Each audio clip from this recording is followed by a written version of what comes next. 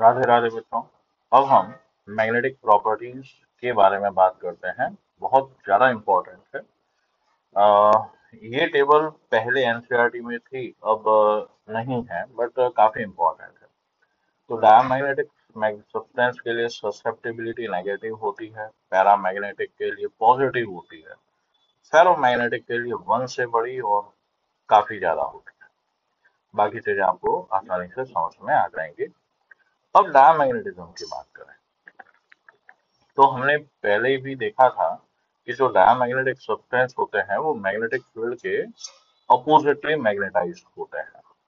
Okay. तो अब यहाँ पर क्या हुआ समझो कि डायमैग्नेटिक सब्सटेंसेस वो होते हैं जिनकी टेंडेंसी कहाँ से कहाँ जाने की होती है, स्ट्रॉन्ग टू वीक।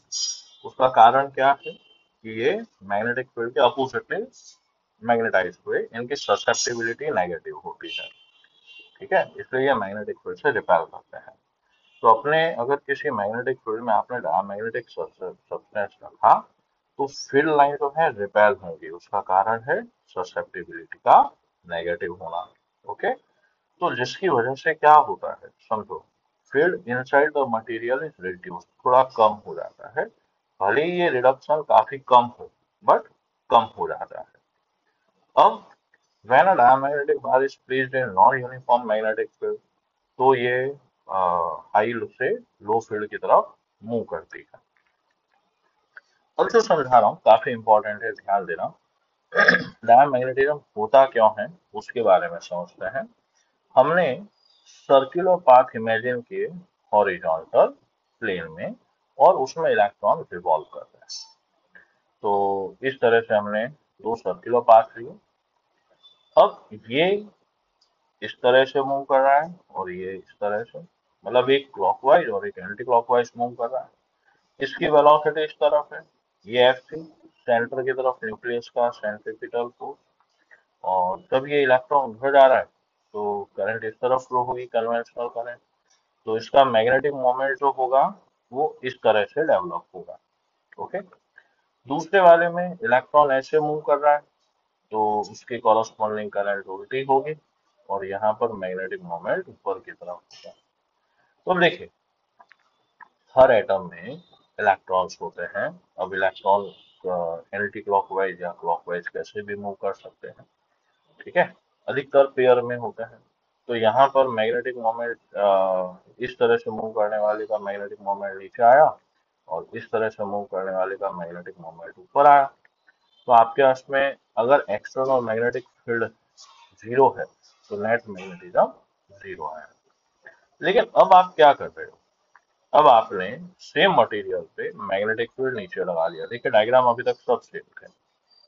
अब क्या हुआ, मैग्नेटिक फील्ड नीचे है, इलेक्ट्रॉन उधर जा रहा है, तो पॉजिटिव चार्ज होगा तो इस तरफ आएगा। तो आपको जो राइट हैंड क्रॉस रूल्स बताया है उसके हिसाब से इस पर मैग्नेटिक फोर्स बाहर का लगेगा। तो इसने नेट सेंट्रीपिटल फोर्स को कम किया, तो अपने आप में स्पीड कम हुई। स्पीड कम हुई, कॉरस्पॉन्डिंग करंट कम होगी, मैग्नेटिज्म कम हो गया, मैग्नेटिक मोमेंट घट गया। अब इस पर जो मैग्नेटिक फोर्स लगेगा बेटा राइट हैंड स्क्रू रूल से, वो अंदर की तरफ लग रहा है ना। तो उस पर स्पीड बढ़ गई और मैग्नेटाइजेशन ज्यादा हो गया। तो जब किसी when external field is applied, electrons which have orbitals magnetic moment in same direction, ठीक है, वो स्लो डाउन हो जाते हैं, और उनकी स्पीड कम हुई, स्लो डाउन हुए तो उनका मैग्नेटाइजेशन कम हो गया। और जो दूसरे इलेक्ट्रॉन्स हैं जो अपोजिट डायरेक्शन में मैग्नेटिक मोमेंट रख रहे थे, उनकी स्पीड बढ़ गई और उनका मैग्नेटाइजेशन बढ़ गया। अच्छा, ऐसा क्यों होता है? This happens to due to induce current in accordance to Lenz law. तो थर्ड जो substance develop, net magnetic moment जो आया बेटा, वो एक्सटर्नल मैग्नेटिक फील्ड के अपोजिट आता है, इसलिए मैग्नेटिक फील्ड से रिपेल होते हैं। डायमैग्नेटिक सब्सटेंस के example bismuth, copper, lead, tin, nitrogen, STP पर पानी, सोडियम क्लोराइड, ये याद रखते हैं। डायमैग्नेटिज्म जो होता है present in all substance. Okay, universal property है। लेकिन this effect is so weak, है ना? In most cases this is get shifted by other effect, paramagnetism और फेरोमैग्नेटिज्म। अब समझते हैं बेटा, most exotic diamagnetic materials are superconductor. तो कुछ डायमैग्नेटिक मटेरियल ऐसे हैं जिनको अगर हम ठंडा करें और बहुत कम टेम्परेचर तक, तो वो परफेक्ट कंडक्टिविटी और परफेक्ट डायमैग्नेटाइजेशन बताते हैं। तो उनके अंदर मैग्नेटिक फील्ड टोटली जीरो हो गया। कहने का मतलब वो मैग्नेटिक फील्ड को पूरी तरह से रिपेल कर देंगे। इस इफेक्ट को हम मिजनर इफेक्ट कहते हैं। ऐसे सब्सटेंस की ससेप्टिबिलिटी -1 और परमिएबिलिटी, मैग्नेटिक परमिएबिलिटी जीरो हो जाती है। तो ये मैग्नेटिक फील्ड लाइन को पूरी तरह से रिपेल करते हैं और इस इफेक्ट को हमने नाम दिया मिशनर इफेक्ट, इनके डिस्कवर करने वाले के ऑनर में।